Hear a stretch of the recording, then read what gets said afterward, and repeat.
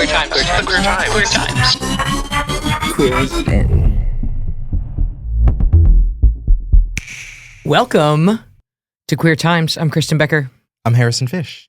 And we have breaking news for our fourth episode. Yeah. 4 episodes. Wow. It's crazy. So it's fast. Happening. So much fun. Mm-hmm. What do you have for breaking news? There was another thing that kind of happened close to home. I guess last week wasn't close to home, but it was P-Town, so P-Town Bar.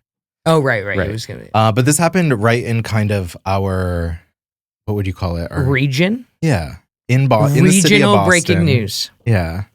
In the city of Boston, and Boston is often looked at as a very progressive city or a liberal city. And having lived there, I do think that is true, especially when it comes to politics, but also Boston has a lot of issues when it comes to a lot of other things. There's a race issue. I didn't find it, I lived there for about 10 years before I moved to Provincetown, and I didn't find it especially, I wouldn't say it was homophobic. I only got drive-by faggoted once, I think, in the 10 years I've lived there. So just homo-y.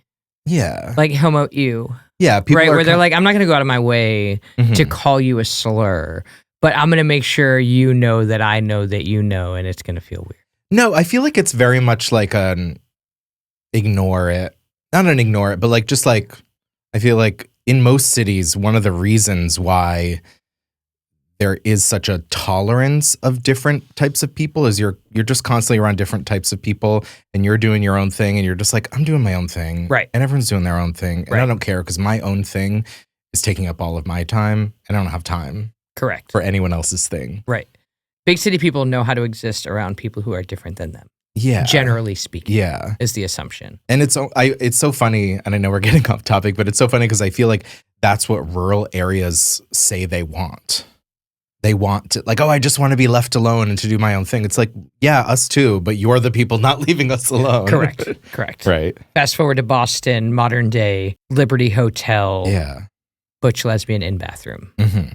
I heard that there was a cis woman in a bathroom, who the security guard came in and said, you got to go, you're a dude, basically. Yeah, no dudes in the women's room, I think was the quote. Women's room. Yeah. I want to explore this more because I've also heard that it was a single-use bathroom, but I'm not sure if that's true, and that the girlfriend was in there with, said Ansley, I think is the name of the butch lesbian, and the girlfriend's name I think is Liz. Mm-hmm.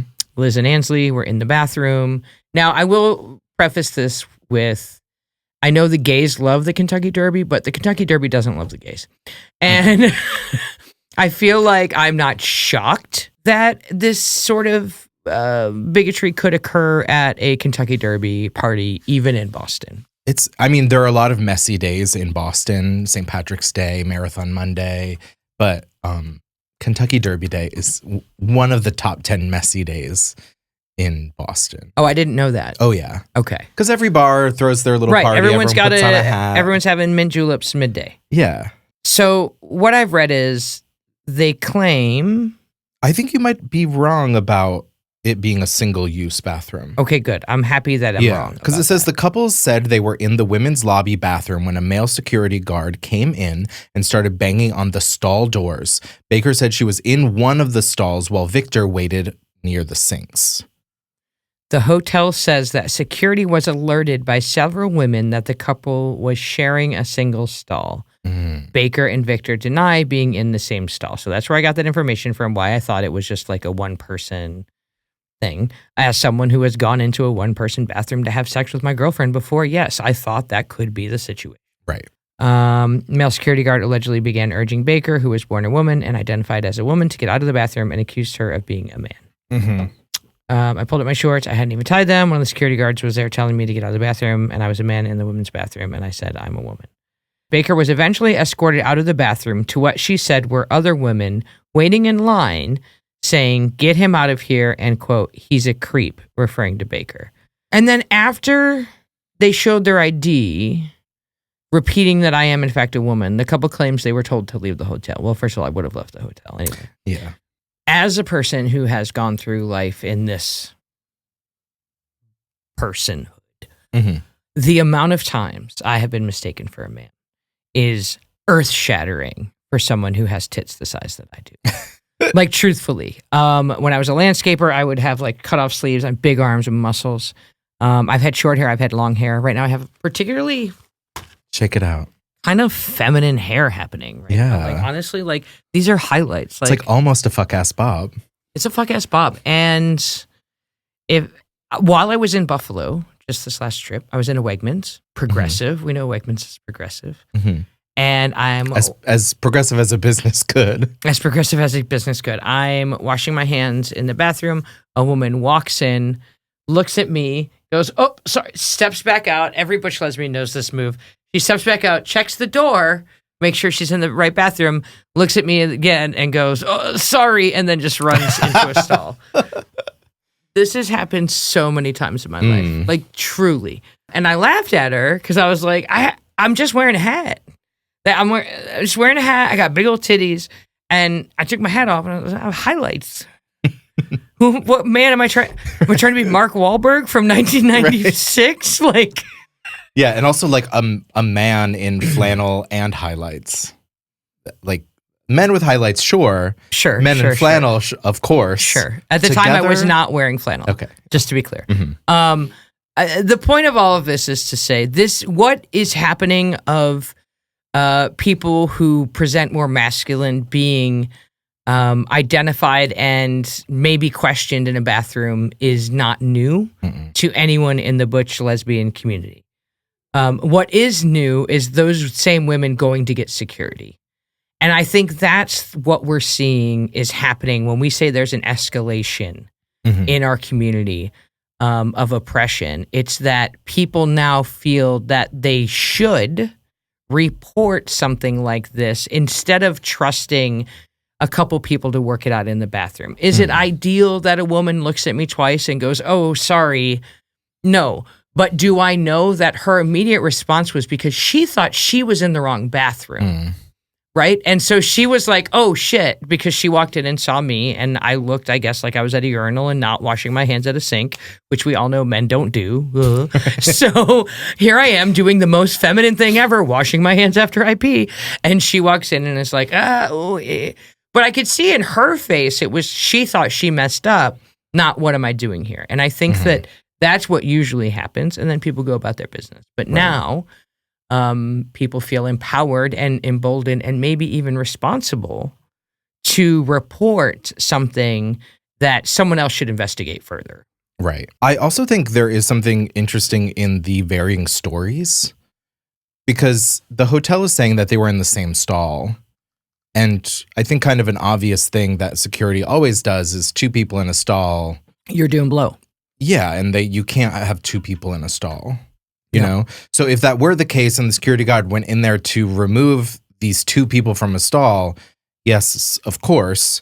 And I feel like that's kind of a way of that the hotel is kind of covering their ass if that's not the true story.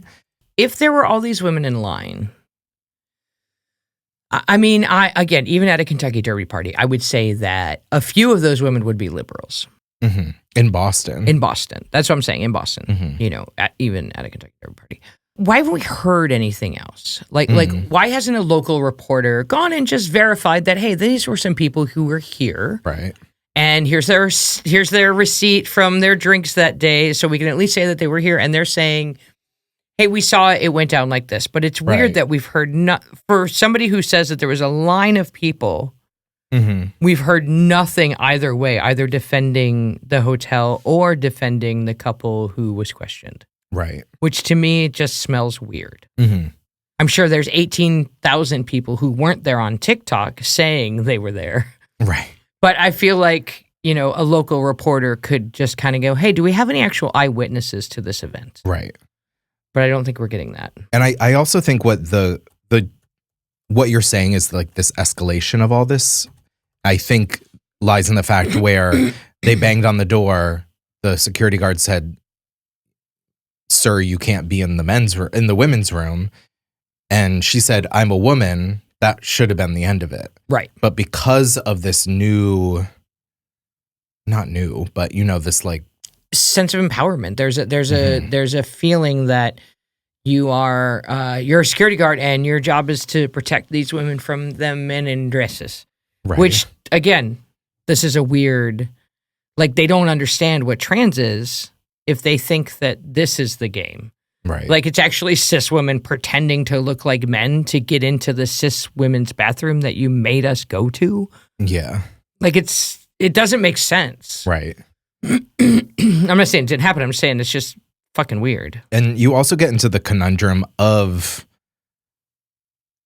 it all, of this new type of like bathroom legislation, which is like, if everyone is to go in the bathroom of their a gender that was assigned at birth, now all of a sudden you have trans men, non-gender conforming people who are causing alarm in other bathrooms because all of a sudden there's masculine bodies in women's restrooms, but they're doing what they're supposed to do. That's what the law dictates. Right. Needs to be done. And it's the biggest thing about this is like they're trying to solve a problem that really never was. There was no problem to begin with.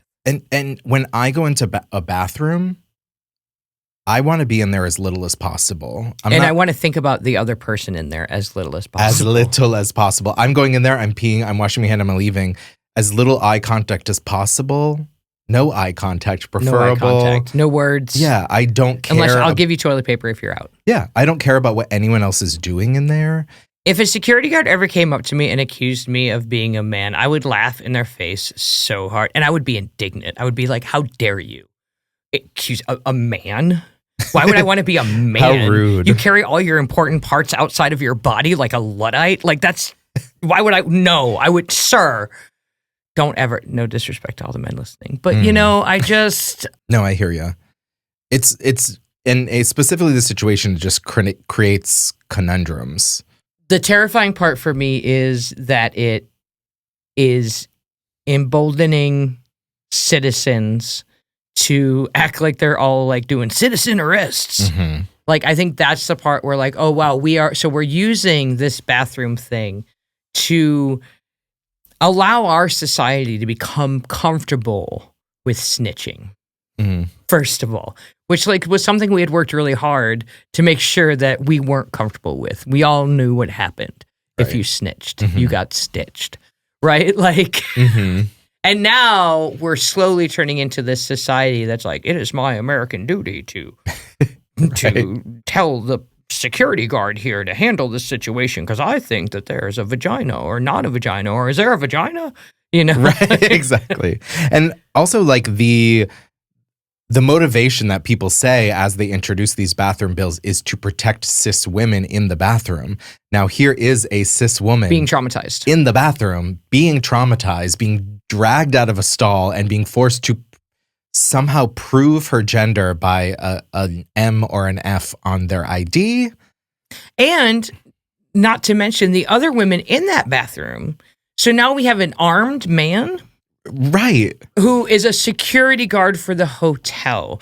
Kind of like that security guard for the college that kidnapped a woman and killed her and dumped her body. Like, like there's this idea that like, number one, our colleges are doing, or hotels or whatever, our security companies are doing extreme background checks. Nah, they're not. Look into who's working for security companies, number one. Like, it's not all just ex-cops. You know what I mean? It's like people who couldn't pass the cop test who still want to have a gun. They couldn't pass the cop test and they're not allowed to work at bars anymore.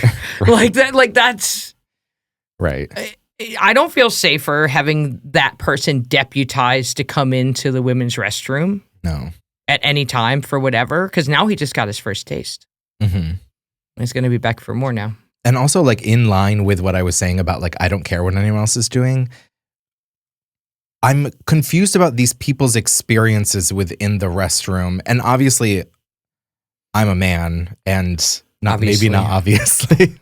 I mean, I understand that women have different experiences, especially within a restroom and safe spaces and things like that. But like, I kind of don't, I think it's weird. Like, who cares about the genitals of the other people using the restrooms? Because I'm not involved with that. No, it's just bullshit. Yeah. It's the fact that we are so obsessed with people defecating is really sad. Right. Like there's one thing we all do. Piss and shit. Right. Like that it's not and no one wants to. We don't want to piss. I don't It'd be great if we could just never. It would be, if I could just take a pill and instead of pissing and shitting every day, I would just on Sundays just like scoop out. Take 5 minutes. Take 5 minutes out of my day and get the week handled. Like if I could process 7 days at a time and not 24 hours at a time, like that would be especially fantastic. like surprise, you're at a bar. And this is a sympathy I have for gay men, obviously, because I feel like that the amount of maintenance that a bottom has to handle is honestly honorable, and I could never have to, never. It's a lot of work, and I thank them for their service. But you're right. I don't know why we care so much. Yeah. And it's so childish. I just think we should be moving towards bathrooms being entirely private, and then you don't have to worry or care about anything. There's no reason why they shouldn't be. Right. There's literally no reason why every place couldn't have a stall, though I am shocked that you would like them to all be private, because I do feel like the men's restroom queer world is a different animal entirely. And maybe they don't all want to be cordoned. Maybe that's another episode. Okay. All right. So we think that this happened in the way that it happened. Yeah, and I just think what should have happened is these people should have gone in, used the restroom, and left. Were they there with other gay friends? Unsure. These are the parts where I'm like, I don't know, my friends and your friends would have been like, hey, whoa, what are you doing? You know, I feel like there would have been a few other women who would have been like, hey, which is why it makes me feel like there's more to this story. And somebody's not telling the whole truth, and I don't know who that is, but it's the perfect clickbait headline. And I encourage everyone to do their own research and see what else they can find out about this. But also not deny the fact that the current administration is allowing people to feel as though they should deputize themselves. Yeah. And report people going to the pisser. Yeah, just let people use the restroom. Let people pee. Yeah. Oh, by the time this airs, we will have had our Here to Pee tour. So a big success. All right, so that's our breaking news, right? Yeah. Episode 4. I think we're moving into talking about women's sports now. We're gonna go. You know my favorite topic. It is your favorite topic, and I will tell you. I want to let you know that I am more of a women's sports fan for having known you.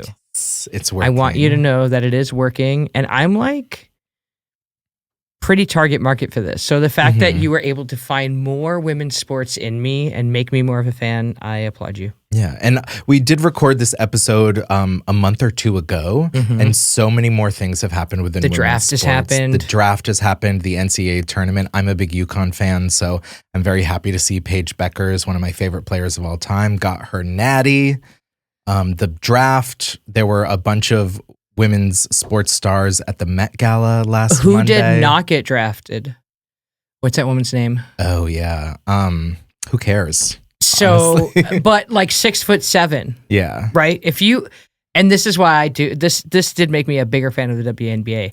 Basically, this is what we mean by women leadership and not women pretending to be men in leadership. Right. Because there was a woman who did not get drafted. Yeah, she was like a little bit older. She was like 23 or 24. But she's still 6'7" and still played at a really high level, but had a lot of accusations of abuse from partners. I think it was like 7 or 8. A lot. And the WNBA let her sit. Yeah. And she did not get drafted. I mean, imagine if men's sports removed all of the domestic abusers. Could you imagine? They wouldn't be able to field a team. No, they would be able to field a team, and maybe the team wouldn't be as good, but it would be evenly distributed, not as good, and it would even out in the end. It would be interesting to see what would happen if either, I bet you if they stopped drafting people who had assault charges or abuse charges, the abuse would eventually stop. Right. If you want to be a professional sports player, maybe don't abuse people. Correct. Not that you should need a reason, but some people do. And instead of being like, oh, you hit your girlfriend, we're going to like make sure that the cops in our little town don't arrest you, but we're going to give you a stern talking to,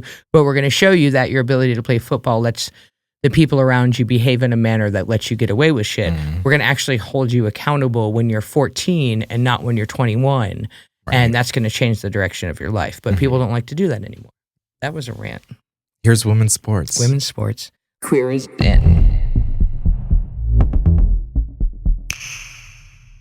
Do you want to talk about women's sports now? Do I? I always want to talk about women's sports. What women's sports did you play? None. Oh, okay. Well, I grew up playing sports, but I also grew up watching my younger sister. She played basketball. She ran cross country. She played softball. She played soccer. Well, remember we talked earlier, you were like, we love Unrivaled so much because it's not a woman's version of another sport. That's what made me ask that. Yeah. So in the past 2 years, personally, I've always followed women's sports. I grew up about 20 minutes away from the University of Connecticut, which... Diana Taurasi. Yeah. But even before that, Rebecca Lobo. Rebecca Lobo. Yeah. I remember when I was probably 5 or 6, there was this big thing where it was kind of UConn's, one of their first big pushes for a national title. And she had broken her nose and she had to tape up her nose to play in the finals. And everyone in Connecticut was walking around with tape across their nose. Wow. In support of them. Did you have tape across your nose? Yeah. Nice. But I feel like women's sports really, if you live in Connecticut, you have a closer relationship with women's sports than most. I think that's probably true. Yeah. I would say that growing up in the South as a softball player, I always felt like if you were a dad who had daughters, you got really into softball. Oh, yeah. Yeah. And so I do feel like I had a lot of there was definitely the moment where our softball team was way better than our baseball team. Our baseball team got way more money, right? So these were definitely things we were talking about. We were going to state, championship games and stuff, and they were not. And we were having pitching competitions with them in the back, and they could not hit our pitcher, right? That sort of thing. But I also think I was fortunate to never made to feel less or that women's sports didn't count. It did seem That's great. Yeah, no, I think I was it, but maybe it's just because I was good at it. The WNBA and college basketball has blown up in the past year, and one of the biggest factors in that is a kind of once in a lifetime player with Caitlin Clark, and then you see these people be like, I could beat Caitlin Clark 1-on-1. Yeah, and I feel like I shouldn't have to, but no, you couldn't. You shouldn't have to. Right. No, they couldn't. We already did this. Billie Jean tried to do this for us. Billie Jean King tried to be fine, I'll play a guy and I'll still win. And that didn't do it. And maybe we need that. Honestly, oh my God, this is actually a brilliant idea. It's a fundraising idea. Buy a ticket to compete against Caitlin Clark. Work. Right? You're going to spend $100. If you think you can beat Caitlin Clark, obviously I think we would say no NBA players. Yeah. I think we would say anybody who has played, that's fine. You could have played in college. That's fine. But if you want to, buy a ticket and we'll pull one person out. Hell, we'll get her to play 3 games. Yeah. I feel like there should be more creatively using people's stupidity for good. Yeah. No, Caitlin Clark recently got asked to be a part of the 3-point competition at the NBA All-Star Weekend. And she was like, nah. And did everybody go, bitch? Kind of. Yeah, okay. Because basically I feel like the NBA did it because they need that viewership or desire that viewership and expected her to be like, oh my God, this is my dream. The NBA thinks I can play a ball. And she was like, no. She was like, I want my first 3-point competition to be with the WNBA. That's my home. That's where I am. That's the people supporting me. Yeah. But this past year, like I said, women's college basketball entirely blew up. The South Carolina and Iowa finals game in 2024, where South Carolina beat Iowa, had 18.7 average viewers and a peak of 20 million viewers, which is the most viewed basketball game at any level, men or women, in the last 5 years. Do you think there needs to be crossover support? No, the NBA and the WNBA are linked, and the NBA has kept the WNBA alive over the last 20 years financially. Okay. So I think there should be a mutual... Like through actual fiscal sponsorships and money? Okay. Yeah. And I think that is great. Yep. But I, like you said, I'm loving Unrivaled specifically because it is a league that is created by women for women and isn't modeled after a men's league. Like the WNBA, like even in its name, it's the NBA, but women. And I feel like it lacks a sincerity. And I've gotten into arguments in comment sections with people when you talk about women's sports and they're like, well, just like straight men don't want to watch that. And I'm like, okay. Yeah, don't. exactly. Like, yeah, don't. We don't, like, they don't need straight men to watch it. No. It's something that, I don't know, I think it's, living in P-Town and being around a lot of gay men. Mm-hmm. And we have the Super Bowl party, right? We have a football thing coming up. And how a lot of gay men are like, I don't sport, right? And I'm always like, it's not that you don't sport, it's that you don't, the homophobia and the toxic masculinity you have connected to sport is real, and that's fine, but it's going to feel different in gay town, right? But also, those same people are like, I love women's sports. And you love women's sports because you were best friends with a lesbian in high school. How? Do you know what I mean? Like that's... How? Shout out Jen Espinoza. But that's... Like there is an entire audience made up of gay men don't dislike sports. They dislike homophobia. I feel like in general, women and a section of queer men, it's not that they don't like sports, it's that they don't like toxic masculinity. Yeah.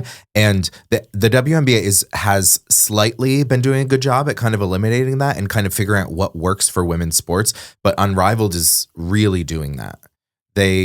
What makes Unrivaled incredibly special is that it's a brand new league. The average salary is $250,000, which is around the top of the WNBA. You can do that when it's only 3-on-3. You have a lot less players. But also, every player has equity in the league. So however big That's great. This league gets, the people creating the league, creating the content of the league, the culture of the league, are the people who are going to benefit from it.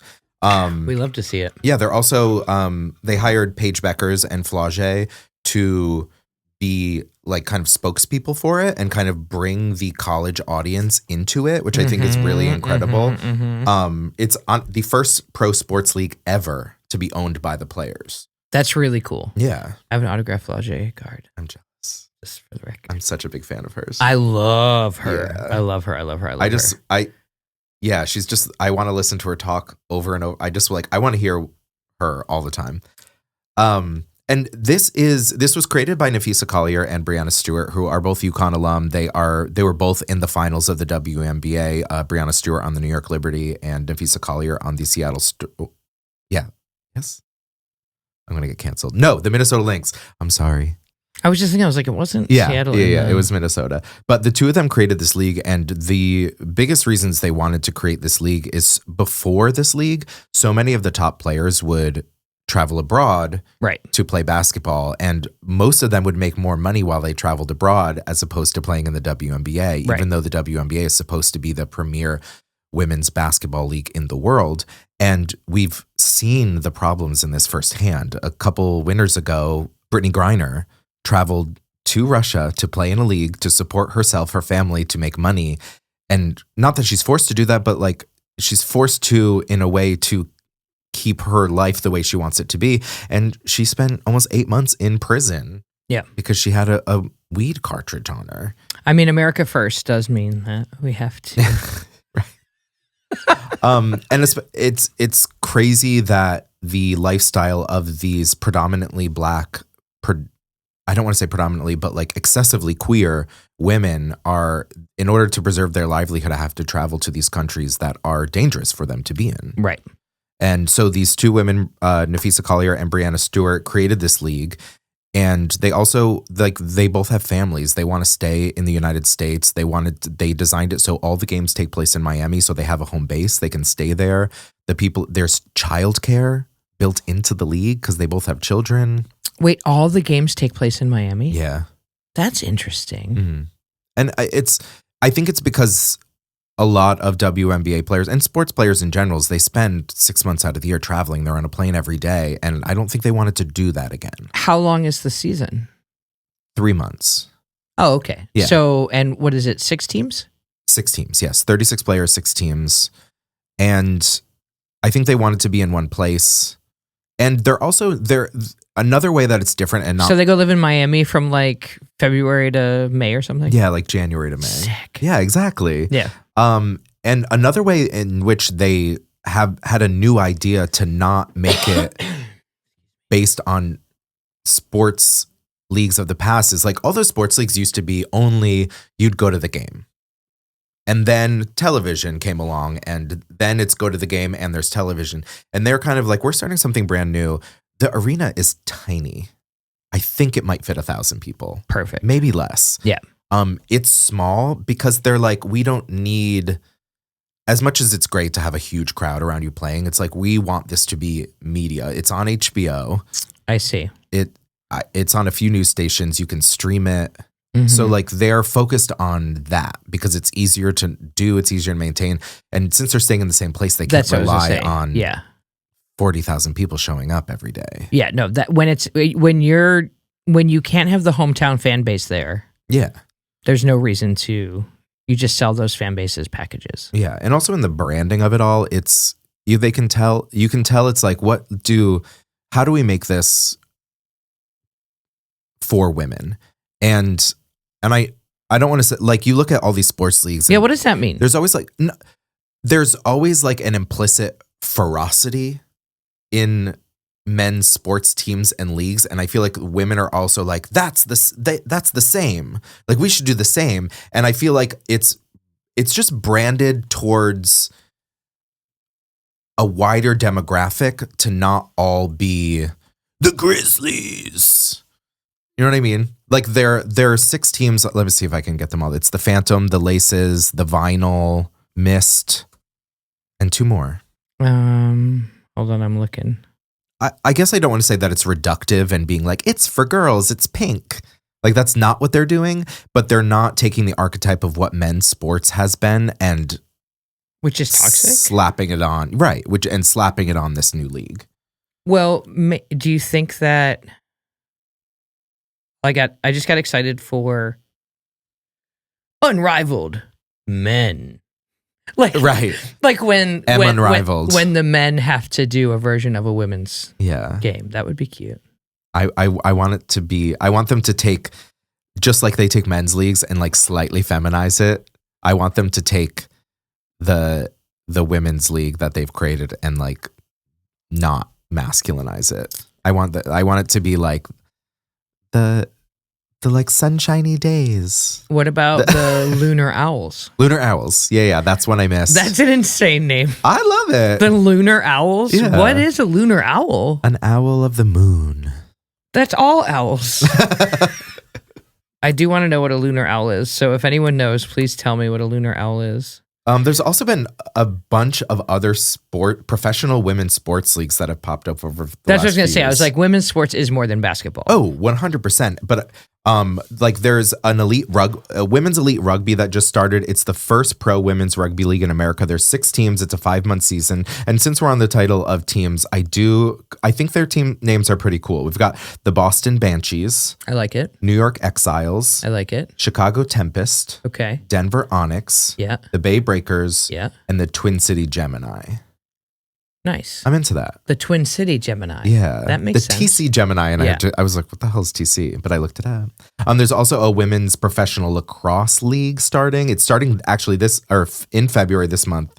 There is the New York Charging, which is a weird mascot name considering it's like a verb? A verb? Yeah. Charging. And also like an active verb.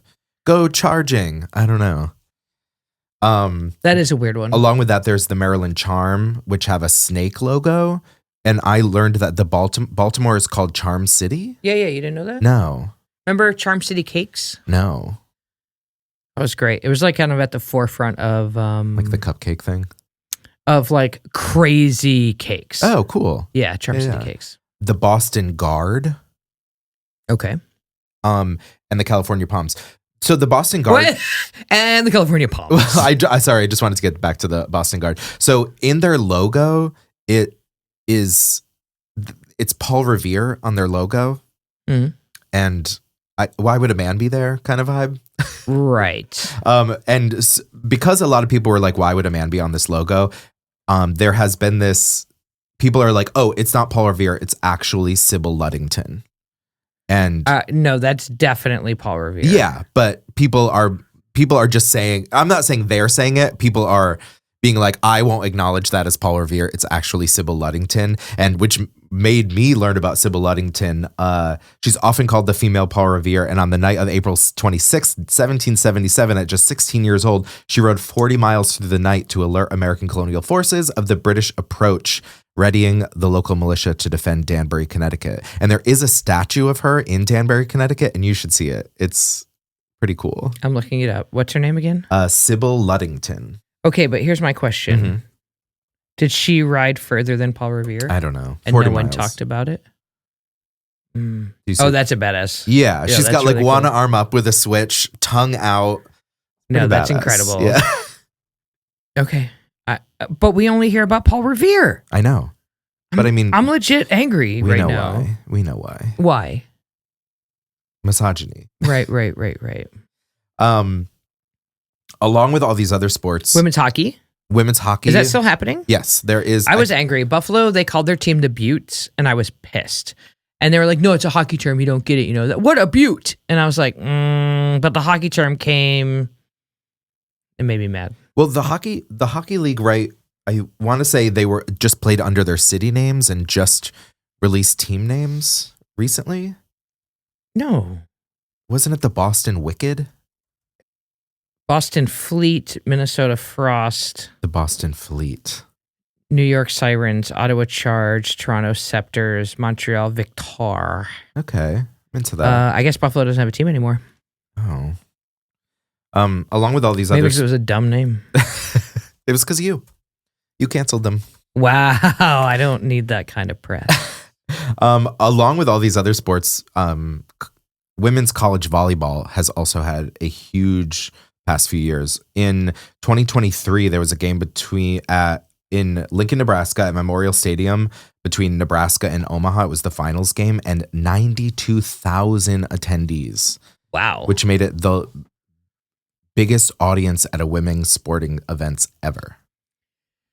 I feel like if we're talking about women's sports, then we have to talk about the photo of Trump signing the law to ban trans women from sports under the guise of protecting women.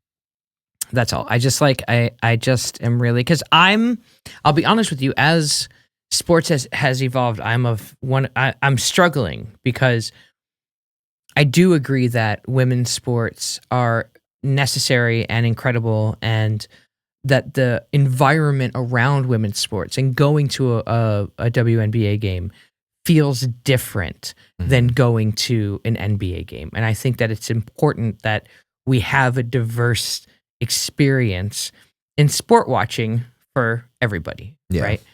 I'm also feel like, as we grasp the concept of spectrum and the gender spectrum and these identities, that why is it all based on a binary? Why aren't sports based on size and weight?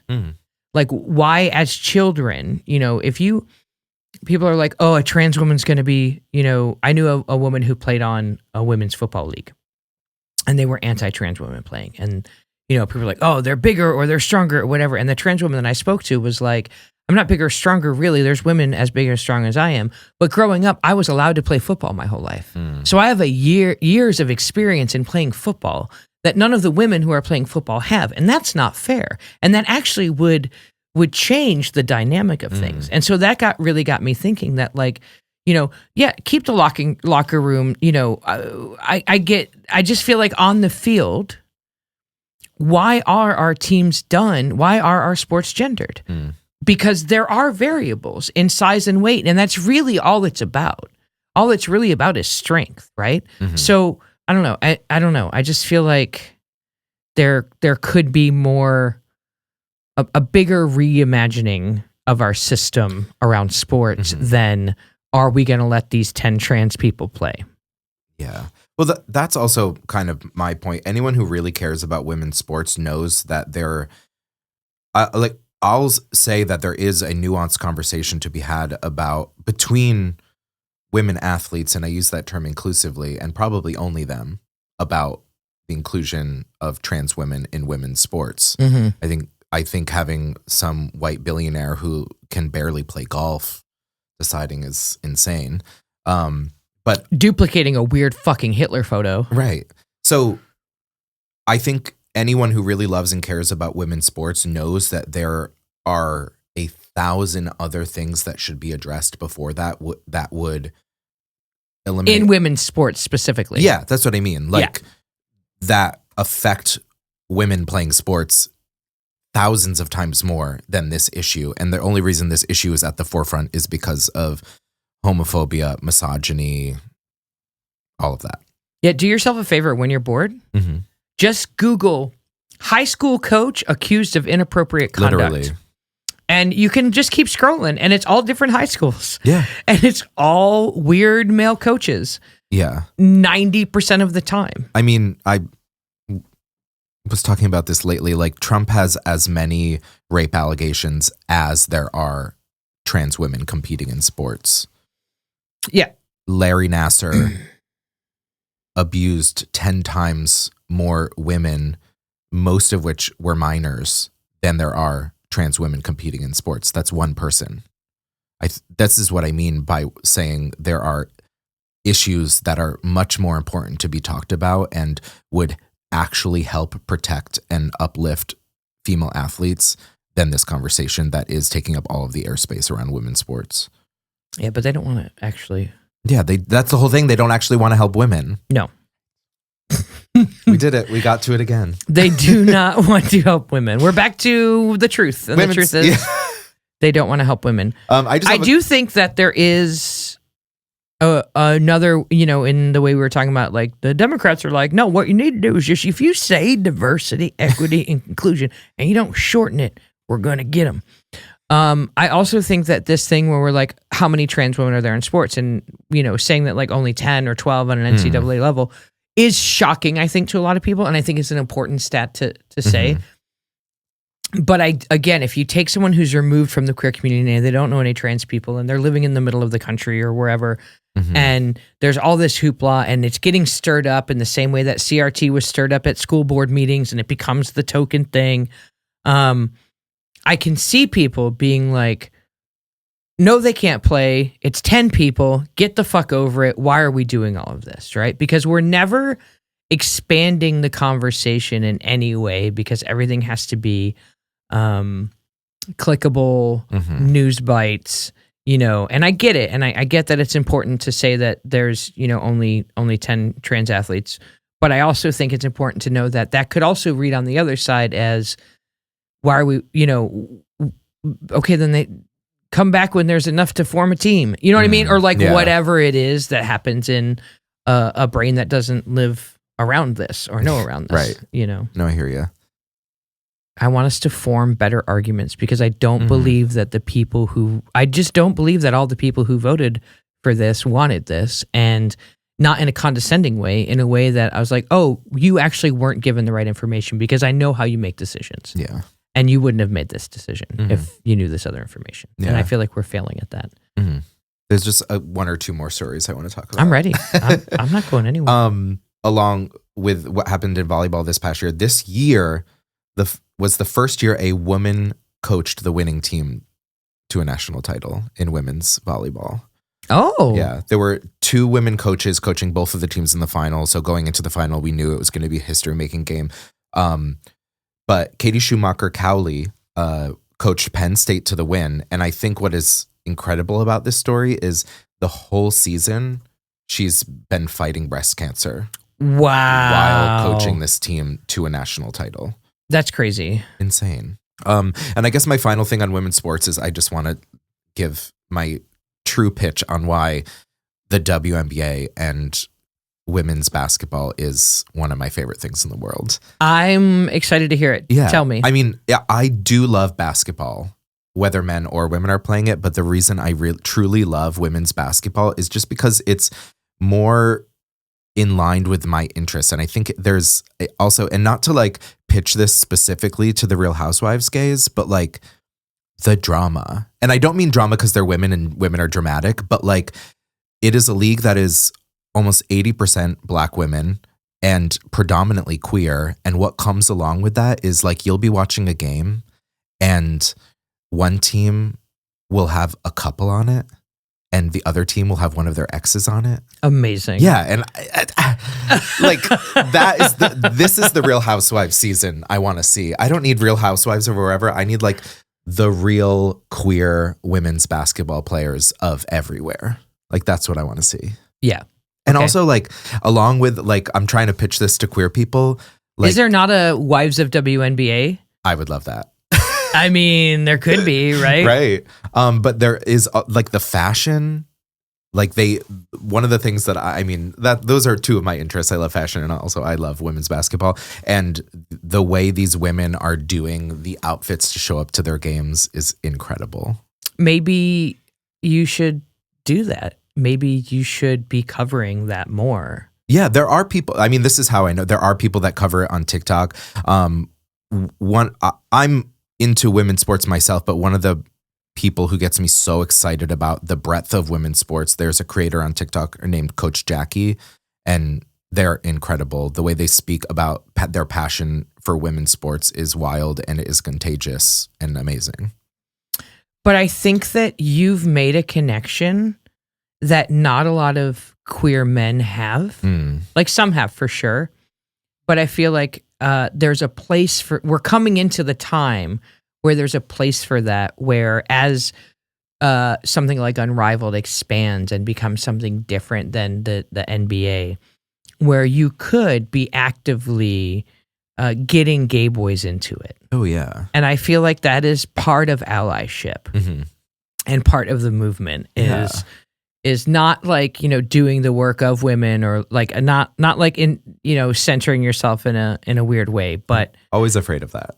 But I think that when it's in support of something, a minority that you are ingrained in, like you watch it, you study it, you know it, talking to other of your kind and saying, whoa. People like you people, talking to more of you people. Right. And having a watch party and making your friends come over and get into, I think that is how we grassroots build. Yeah. Well, what really kickstarted my like super interest in this and really what got me into the WNBA was am I holding my neck like this the whole time.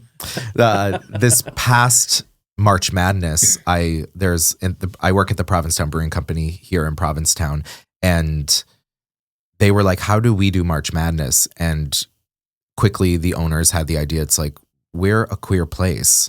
Let's focus on the queer people who are playing college basketball. So we did women's watch parties. I came. Yeah. And I quietly hosted. I really tried to pull people in. I really tried to bring energy around it, but I also didn't want to be like, I'm the man in the room with a microphone. I never had a microphone in my hand, but I always pulled people together. And that's how I tried to uplift and I tried to get people there. Well, I have gotten more into it because of you. Yay. And I was somebody who played sports. Let's go to a game. Yeah, no, I would totally go. Yeah, there's we're so close to the Connecticut Sun and they're going through it right now, so they need Is some that your support. team? No. Okay. Who's your team? It's hard. I'm more a fan of players than teams at the moment. Who's your favorite? I'm really excited for Paige Beckers to come into the league next year. I love Paige Beckers. I do love Angel Reese. I just love how unapologetically in your face I'm awesome she is. I love Angel Reese. Me too. I also love coming out soon Malaysia Fulwiley. Do you know Malaysia Fulwiley? Yeah. Dejanay Carrington, just because, I mean, this isn't the reason I like her, but like I like a lot of players, but I just think she's so fabulous. Also, Rickea Jackson she's like basketball Barbie. I love it. Basketball Barbie. Yeah. Cameron Brink, also basketball Barbie. Yeah. But I also love like Brittany Griner. Yeah. And these really incredible, strong queer people. I think that, about you're like, all these queer people. I'm like, I'm not giving up on Paige or Cameron or Caitlin yet. Oh yeah, I think give it time. Them live their, give it time. But I do want to say that I don't know if you saw what Paige Beckers wore to the WNBA draft last year. The white suit. There's no heterosexual explanation for that outfit. I'm gonna be honest with you, as a female athlete, there is. Okay. There is. And I don't like to admit it. Yeah. I don't like to admit it, but I do know some pretty masculine women that will huff cock. And I think that is like, and it spectrum. Yeah, totally. Do you know what I mean? And they exist in this other space. Look at Jason Kelsey's wife. Kylie Kelsey looks like she definitely had a girlfriend in college. Work. Right? Yeah. And like has that big, and there's always like, it was Carrie Haney at my school where everybody's like, is she gay? And we're like, nah, she's not. She's just really good at sports. Yeah. She's got like 5 kids now, Right. Just really good at sports and a little like more towards the masculine end, but like not, you know? No, I hear you. Yeah. I think the prevailing thing around the WNBA, I feel like there is just a story to be told that really encapsulates the rising power of women's sports is the New York Liberty. The New York Liberty recently won the WNBA championship this past year, led by Breanna Stewart, Sabrina Ionescu. And so there is a couple named Clara Tsai and her husband. Her husband bought the shares in the New York Knicks and also bought the Barclays Center. His wife then went and purchased the New York Liberty. The New York Liberty at the time were playing in Westchester to, if they were lucky, 2,000 fans in the arena. No interest. And she was like, I'm going to invest money into this team. I am going to invest ideas into this team, and we're going to make this thing amazing. And from 2018 to playing in front of 2,000 people to the championship game between them and the Minnesota Lynx, the crowd size is astronomical. They invested money, they moved them to the Barclays Center, and they kind of did a rebrand. And one of the biggest things of their rebrand, I'm sure you've heard of this, is Ellie the Elephant. Oh, I love Ellie. Right. Ellie the Elephant is almost the biggest star in women's basketball right now. So Ellie the Elephant is the New York Liberty's mascot, and they are everywhere. Macy's Day Parade, they're on talk shows. It's wild and amazing. Ellie's my jam. I was just, it's interesting. I just like Googled real quick, and it's still not a profitable enterprise yet. They're getting there. They are, but I think that, again, like, man, I don't ever want to be like, nah. The average salary is $125,000. I think that's okay. Like, if it's not a profitable business. I thought I was going to look this up. I truly did. I thought I was going to look this up and they were going to be like, oh, it makes X amount in revenue and the players are getting fucked because there's all this money being made and they're not getting any of it because their viewership is up, et cetera, et cetera, et cetera, et cetera. There is a reason for that. So the money you make a lot of the times with sports, the biggest thing is TV revenue. Of course. And all of their deals were put into place before this huge boom. Got it. They're still the revenue they're making from television is still based on those 2,000 crowd games in Westchester. Got it. So I do think it obviously the WNBA really exploded this past year, but I think it's going to take time to use this power to make more money. I feel that. I just feel like there's just like, okay. I just feel like it's important that the dialogue doesn't become, I think, women in WNBA need to be paid more if there's really no money to be paid. I think that only works when there is money to be paid. Yeah.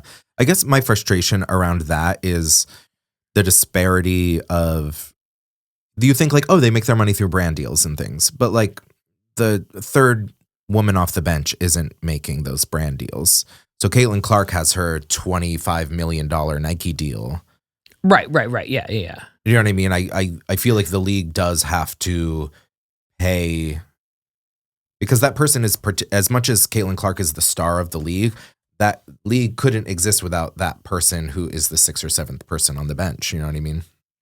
It looks like the minimum salary is 64,000. 3 or more years experience is 76,000, and peak salary is 125,000. Oh. So, right. Not ideal. Yeah. And also, like, the leagues are also in transition. There's, like, the Connecticut Sun is still playing on rec league courts to practice. So their practice courts, like, there's a story of one time they were preparing for the playoffs and they had a practice that they could only play on a half court because there was, like, a children's birthday party on the other side of the court. It's crazy to me that this isn't the kind of thing where, like if I were a billionaire, like where's Taylor Swift right now? Well, they are potentially putting a team in Nashville. Along with this, there is goals of expansion. There is a new team coming on this next season. The Bay State Valkyries are a new team, and there is 3 or 4 teams that are in the works. There is a Nashville team in the works, and it's actually really special. This goes back to my days of being a Connecticut fan. One of the biggest UConn rivalries was with the Tennessee Lady Vols, and Pat Summit. Exactly. Yeah. Yeah, you know.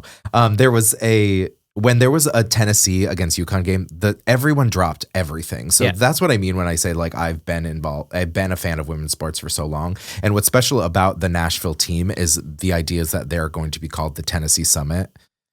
Oh. That's the reaction. Literally the first time I heard tear.